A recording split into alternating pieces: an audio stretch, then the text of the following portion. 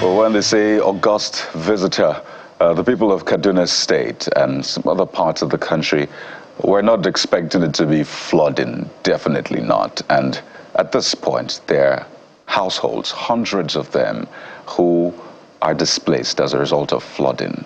I mean, in August. So what exactly is going on? And what are the things we need to fix, look out for? So, I mean, we have a few more months to go in the year. So what are the things we need to look out for just so we don't end up being displaced all over the country? We have joining us on the show this morning, the Executive Secretary of the Kaduna State Emergency Management Agency, Dr. Usman Mazadu, as well as an environmentalist and farmer, Kondila Epemilo Philip. Gentlemen, good morning and welcome to the Morning Brief. Good morning, and thank you for having me. Well, Dr. Mazadu, I'll begin with you because you have a handle on the figures, the devastation in those areas in Kaduna State. Can you give us a latest assessment of the displacement, the injuries, deaths perhaps? I know farmlands have also been affected, but just give us a picture, the latest picture of the devastation as a result of flooding in those areas in Kaduna State. Good morning. Thank you for having me this morning. First of all, before I just what has the unfortunate incident of flood that happened in Sabonga in Zaria and Zaria City, we received notification from NIMED and NASA some months back. And after the notification, the state governor made it available and asked all the stakeholders and partners, ministries and agencies to come together and find lasting solutions flood as far as the state is concerned. So the state government has reviewed what the occurrences of flood for the past 2 years, 2021, 2022, and 2023, and we realize and understand the extent of the causes of the flood within the city, which occurred. The government focused on the issue of treating of drainage across all the waterways, and we work on the issue of sensitization to all the front areas, including areas in which the victim did not affect. But it was unfortunate.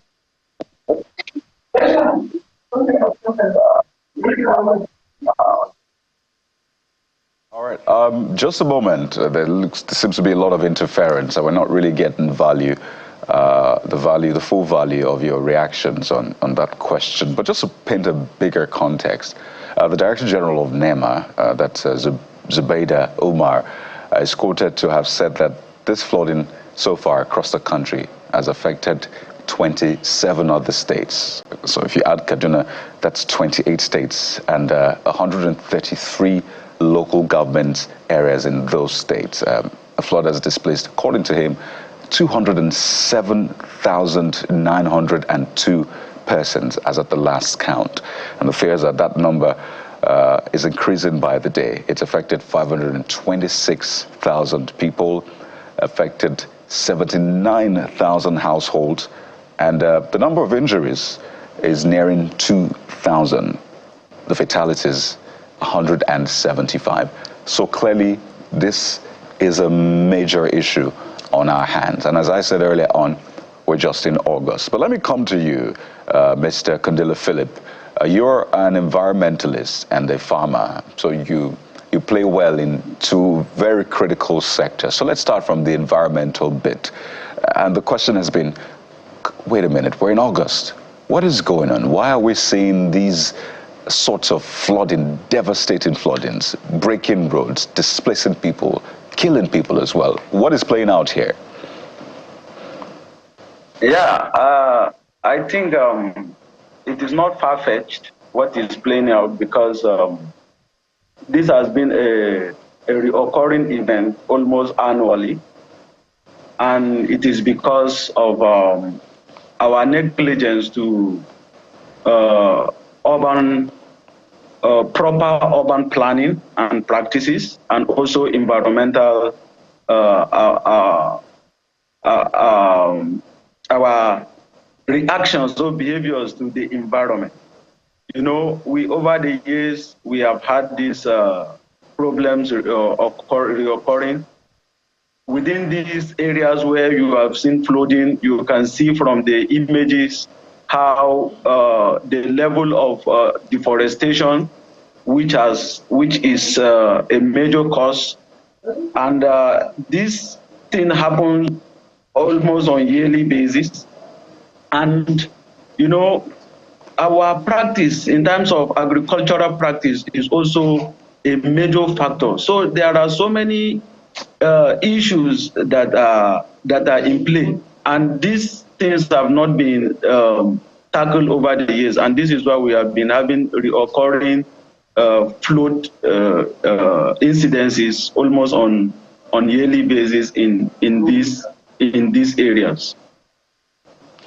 So, Mr. Philip, let's stay with you, and maybe you help us break it down, because when you look at the issue of flooding, there are different levels of responsibility. There's a part of the government, which is the bigger pie, and this government, we have to talk about the federal, the state, and the local government.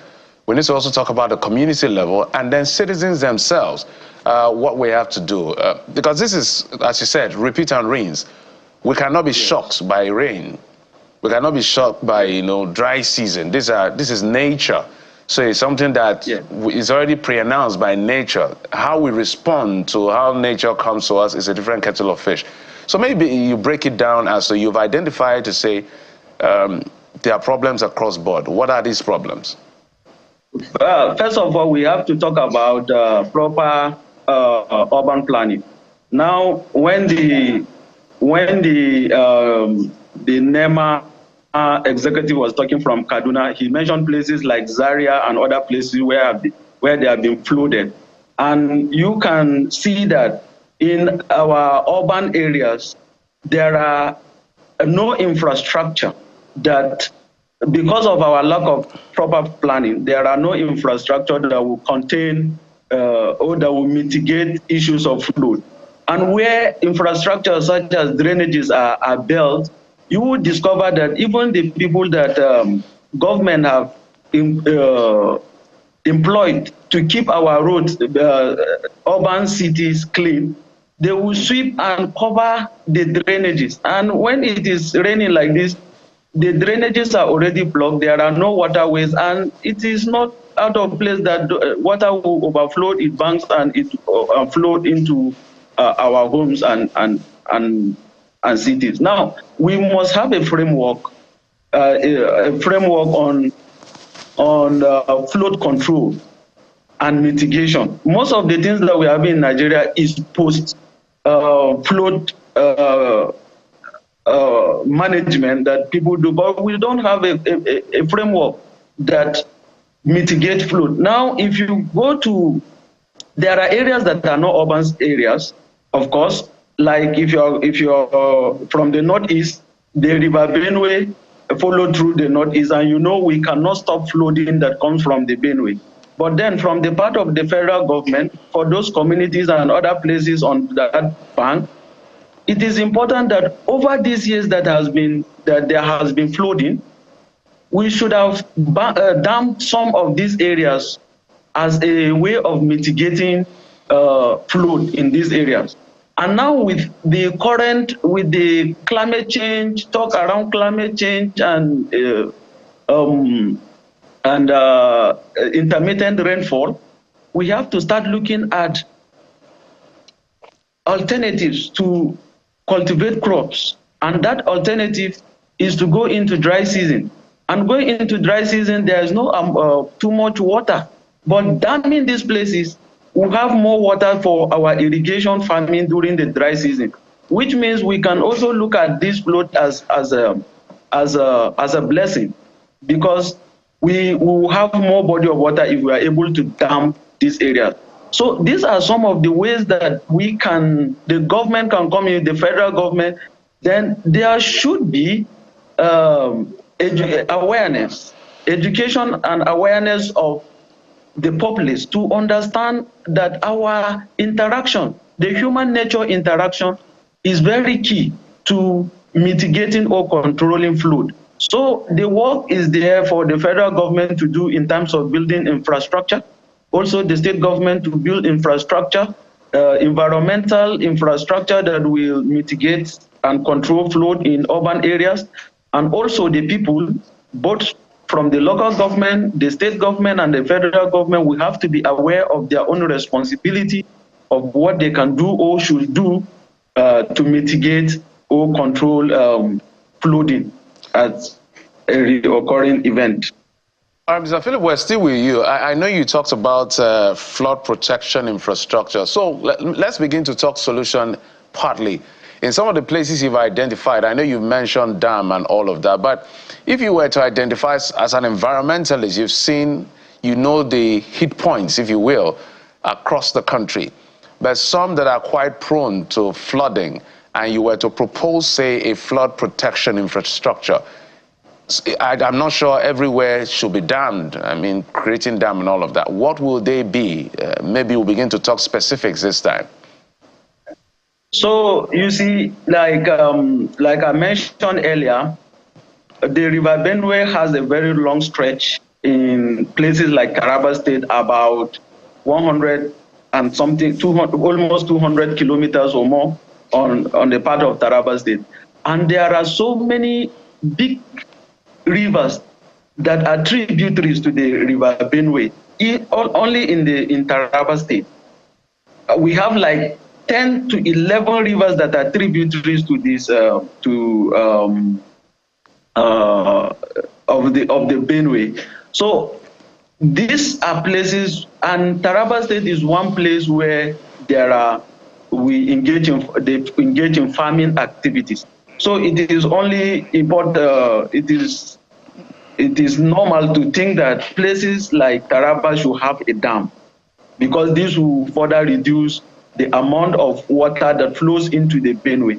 Of course, one of the nature of our areas, most of our rivers have silted too much, and because of that, even if it is a little amount of water, we will overflow its banks. And we cannot, because of our economic situation, we cannot begin to propose things like dredging of this river, which will also be a mitigating factor. But then we can dam this area. Places in Adamawa State, of course, there's a dam in Kiri in Adamawa, but even one of the areas, I think Adamawa, part of Adamawa overflowed because the bank in Kiri, the dam in Kiri got broken sometimes last week, and I think it also that caused a lot of havoc in those areas, and it has been like that. But we can have we can dam a place in Adamawa, we can dam in Taraba, and we can dam in part of Benue where this flood has been a recurring event. If we are able to dam this place, automatically places like Kogi will have reduced water and will be able to control flooding in those areas. All right, let's bring back Dr. Mazadu. I'm hoping that it's been resolved now. Dr. Mazadu, quite a number of issues raised by Mr. Philip, and I wonder which of them resonate with you, particularly those who are wondering, these things didn't quite happen in time past in this magnitude. So is it negligence of government to dam or fix roads or ensure water channels are properly handled, or what exactly?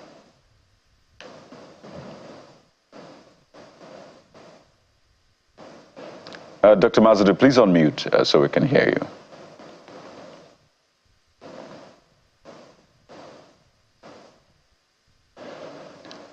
Right. I still can't hear you, Dr. Mazadu. Perhaps I need to double check that mute button just so we can get your responses across. Okay, can you hear me now? Please go ahead. In Kaduna State, the first thing we realized, we concluded after our assessment is the issue of drainage and negligence of citizens erecting structures within waterways. And it is fortunate for the government that since the past 2 months we are able to charge all the drainage Because going by the prediction made by NAMED and NASA, all the predicted areas are yet to witness any kind of flood, not just because there is no high level of water, but because the water have a very clean and a very good flow within those areas. And the issue that happened, the incident that happened in Southern local area are places where you can call it urban area and in the other way, rural area, because if you look at the structure within those areas, they have a very smaller drainage and way for water to have its way. So going forward, as the currently happened, the government have the opportunity to see how it can look into those areas so as to make sure the structures that were erected within 1 hour are being removed. So, so far so good. We can say clearly that this issue of flooding is an issue of government, issue of both the government and the citizens living within flood-prone areas. Right. Because in the case of Macedonia, we have been sensitizing people from first and since after receiving notifications from NAMED and NASA that there will be high level of flood in Macedonia. So, but Dr. Mazadu, I have to come in now.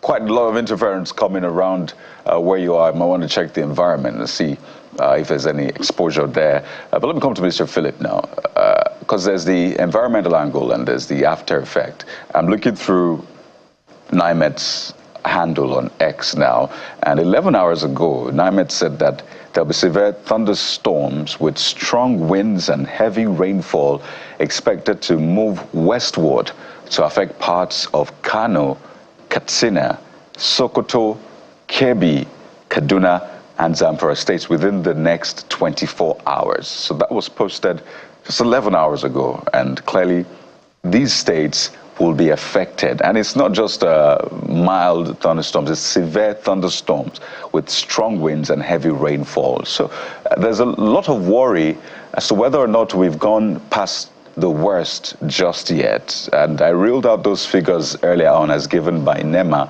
And I wonder for you, as at this moment, with this kind of alert, what do you expect from, I'll mention the states again, Kano, Katsina, Sokoto, Kebbi, Kaduna, and Zamfara states, and perhaps other states that will be affected?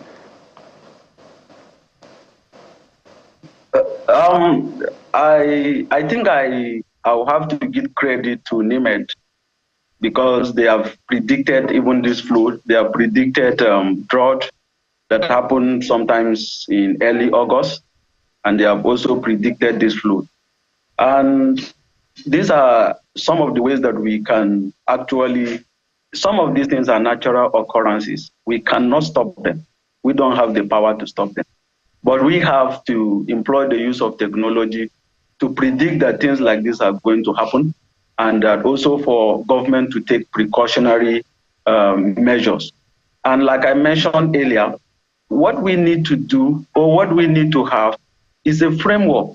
If we have a policy direction on flood or natural incidences like thunderstorm and others that you mentioned, it will be easier for us to have mitigating measures or factors that we will be able to mitigate and also to put people on alert.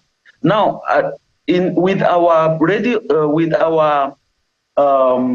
level of preparedness or lack of it, I don't think that there is much that people can do in those areas. So this is part of the problem. You have a prediction coming and that it is going to happen in the next 24 hours. There is absolutely no solution, no immediate solution to that. But these are things that we have to look into, that going forward in the future, we will have, if we are able to develop a policy framework on these things, we will be able to know what to do, when to do it, when organizations like NIMET come up with their prediction. Like I know for a fact that they have predicted that there was going to be flood this year. Even when we were having drought, they were holding seminars to people and alerting them, teaching them on what to do. These are some of the things that we can do. And the people who also have to know that times have changed and that we are actually battling with issues of climate change and things that we used to know that used to happen in this time or that time will have changed because there are changing weather patterns. And we have to be very prepared when such occurrences happen. Unfortunately, they are natural occurrences that we can't stop. We can only have ways to mitigate them when they happen.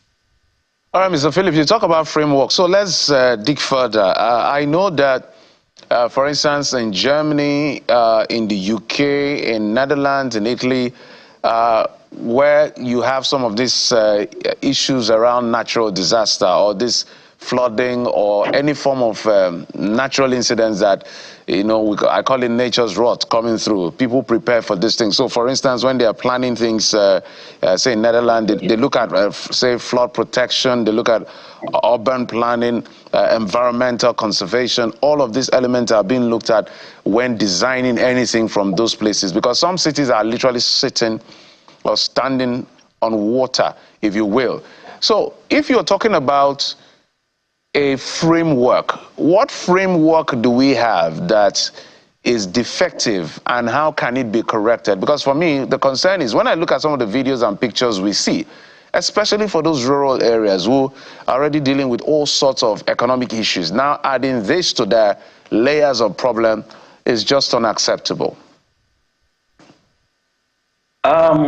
Presently, I don't think that we have any policy framework on flood mitigation. If there is at all, I think there was a comprehensive, after the 2012 flooding incident that was very devastating and a lot of lives and properties were lost.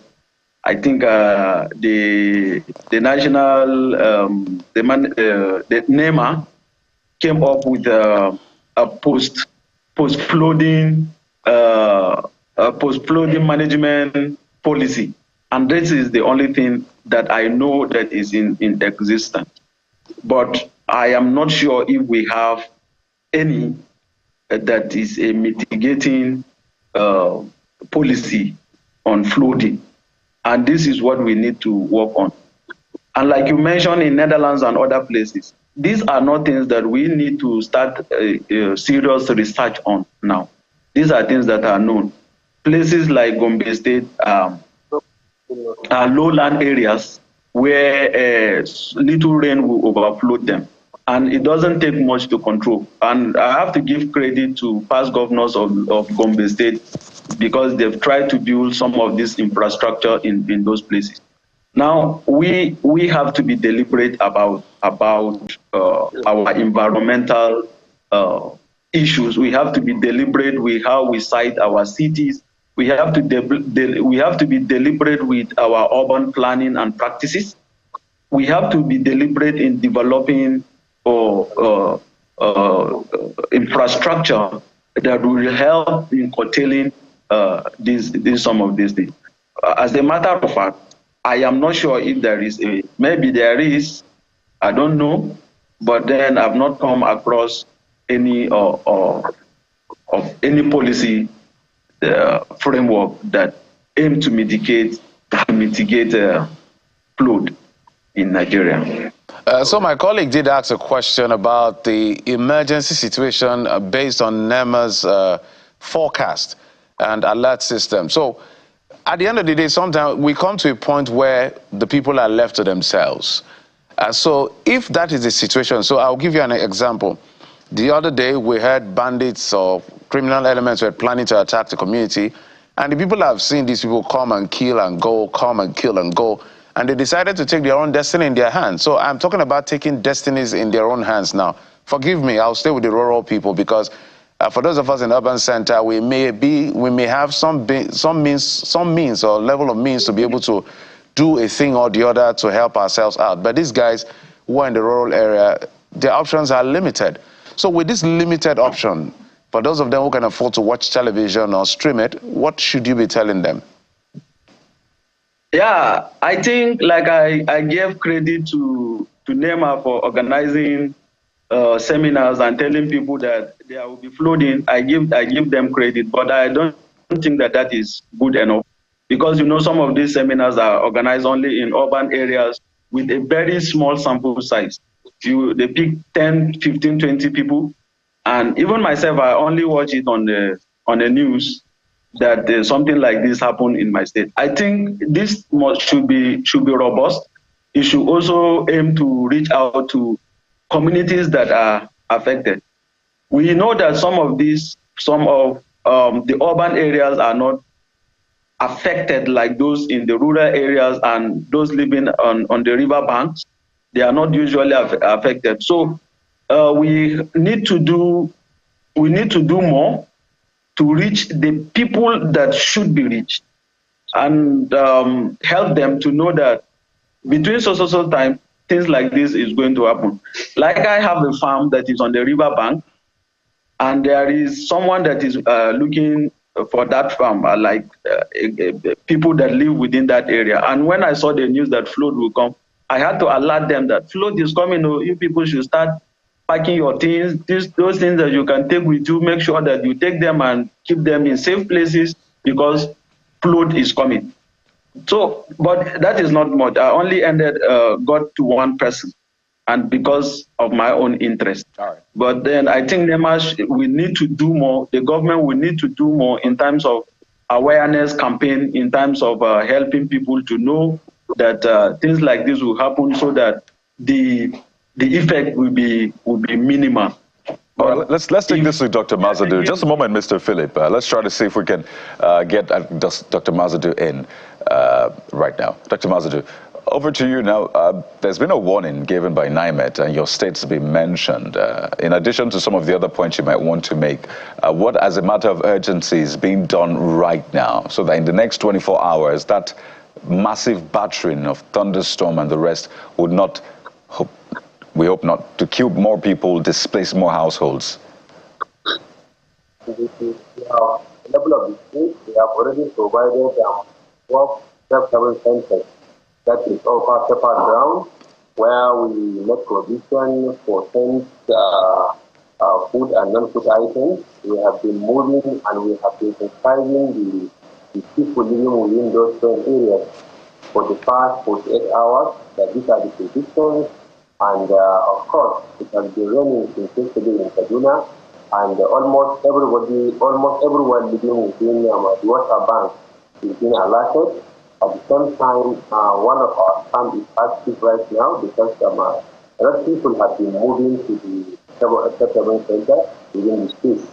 And I would like to comment with regard to the comment what my colleague just earlier mentioned with regard to the issue of mitigating framework, or delegating on ground.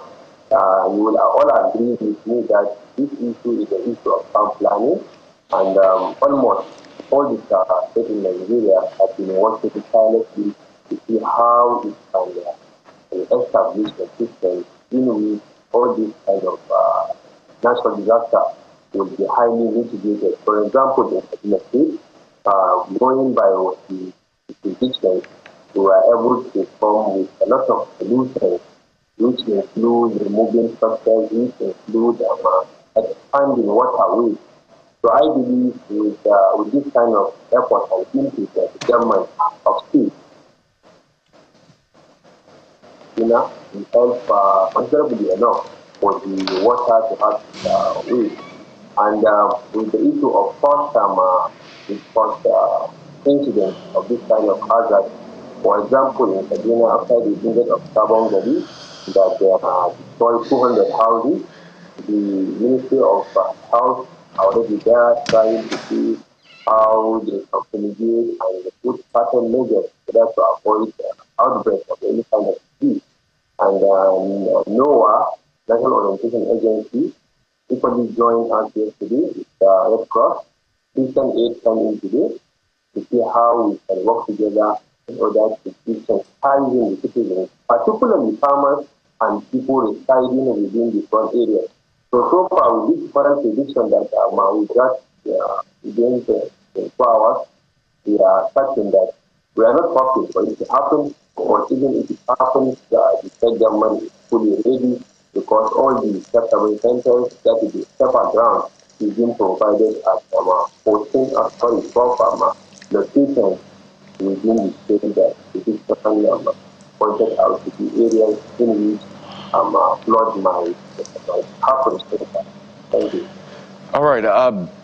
I mean, we look forward to see how this will mitigate the effect. At least the next 24 hours will tell. But just quickly, Mr. Philip, you're a farmer as well, and we've seen what this flooding has done to farmlands.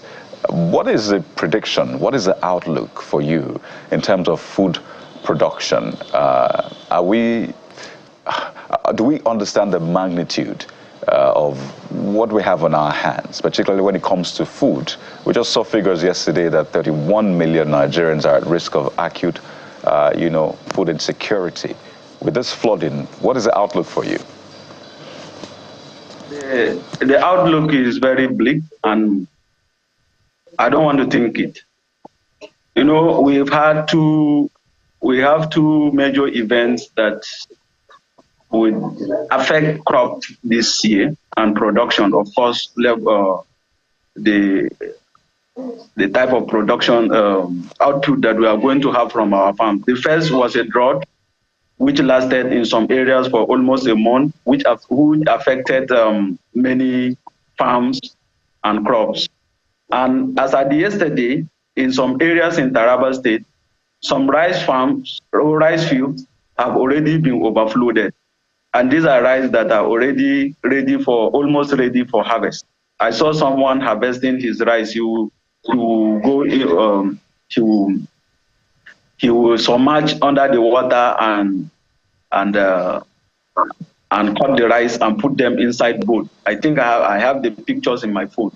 This is going to be devastating. Next year is going to be very devastating because there will not be much production. We are affected by drought, and now the little that is remaining, it is going to be overflowed with water.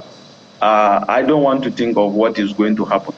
But then, like I mentioned earlier, if we can invest more in dry season farming, if we'll be able to, going forward, be more pragmatic in knowing that times have changed, the climate is changing, and we need to shift focus from our traditional rainy season farming to dry season farming. We'll be able to reduce the impact of food insecurity. All right. If not, seriously, I don't want to think of what is going to happen. Well, I just hope that we'll all be wrong. And aside hope, we must do the work. And even if you don't want to think about it, those in government, those who are in positions of authority, stakeholders must begin to think about this and ensure that we're well placed to at least feed ourselves. But we'll have to thank you so much, Mr. Kundila Philip, environmentalist and farmer, as well as Executive Secretary, Kaduna State Emergency Management Agency, Dr. Usman Mazadu. We didn't quite get your responses through well, but I'm hoping we can do that clearer in the coming days. Thank you very much, Dr. Mazadu. Thank you very much. We'll take a moment now. When we return, we'll join you on social media, quite literally, and we'll walk through the streets, take a look at the good, the bad, the ugly, and how you can protect yourself and adolescents in this very tricky age. Stay with us.